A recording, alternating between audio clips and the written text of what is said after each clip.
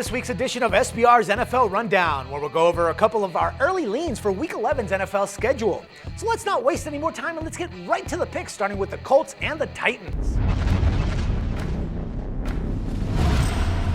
Books have the Colts at -3, and the total is set at 42. Tennessee just might have lost all hopes of winning any more games after having lost Locker for the season. So this means that they will have to rely on Fitzpatrick, who really isn't reliable at all. I mean, he'll show up for the game, but that's as much as you can expect from the ex-Bill. Stat-wise, Indy is looking pretty mediocre despite a 6-3 record. They are 13th in offense and 21st in defense, while the Titans aren't any better. Showing up at 21st offensively, they are 9th defensively though. Both teams are actually pretty close when it comes to betting outcomes. The Colts are 5-4 against the spread, while the Titans are 5-3-1. So, no doubt by looking at the stats, we should be in for a close match. But since the Titans lost Locker, they should have a hard time getting points on the board. Basically, it will be all up to the defense to avoid getting slaughtered. Take the Colts -3. Next game we're looking at is the Bills and the Jets. The Bills and the Jets line is a pick'em, and the total is at 41.5. The 3-7 Bills had a regrettable loss to the Steelers last Sunday and now find themselves pretty much without hope to make a playoff run. Unless if they win every single game from here on out and the Jets and the Finns lose their matches as well.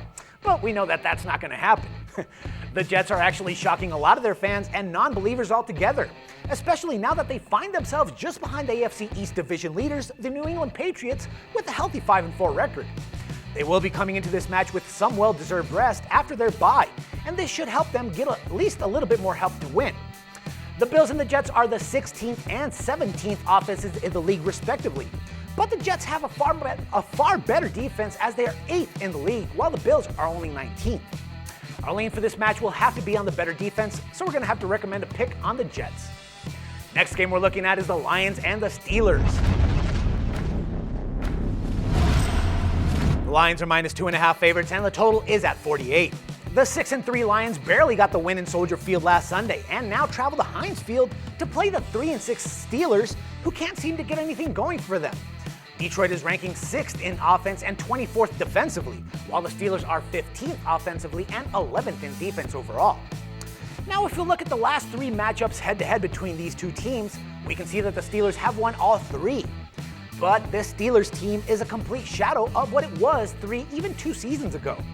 They did show glimpses of what used to be a successful team in their past against the Bills this past Sunday. But unfortunately, we can't really compare the Bills to the Lions. Now, if Big Ben and Pittsburgh's D does show up for this match, the Lions could be in for some trouble. Though I don't think that the Steelers will be a team to upset the Lions, and 2.5 points just isn't enough in my opinion. So in this case, I'm going to actually recommend the under 48 points on this game. Next matchup we're looking at is the Chiefs and the Broncos. The Denver Broncos are -8.5 favorites, and the total is set at 51. Screw Monday Night Football. With a game like this, we're in for a huge football fix, as the 9-0 Chiefs are coming back, well-rested and healthy from a bye week, with the intention to continue their perfect season. The 8-1 Broncos look to keep their winning ways as well, but there might be in for some problems. Hopefully nothing major, but there still are some problems. After the game between the Chargers, it was noted that Peyton was a bit uncomfortable with his ankle. So he got an MRI, and luckily enough, there was no new damage. So he was cleared for next Sunday's game. Now, although this is great news for the Broncos, it does kind of spell a bit of possible disaster. Why, you might say?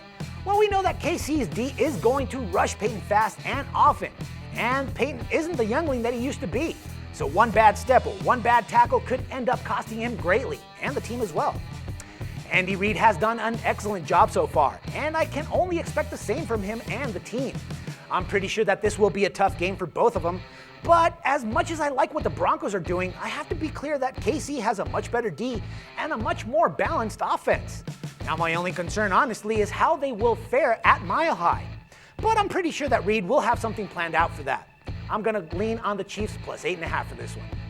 Well, that's all for this week's NFL Rundown. We'll be back next Monday with more coverage and free picks for your favorite NFL games. For SBR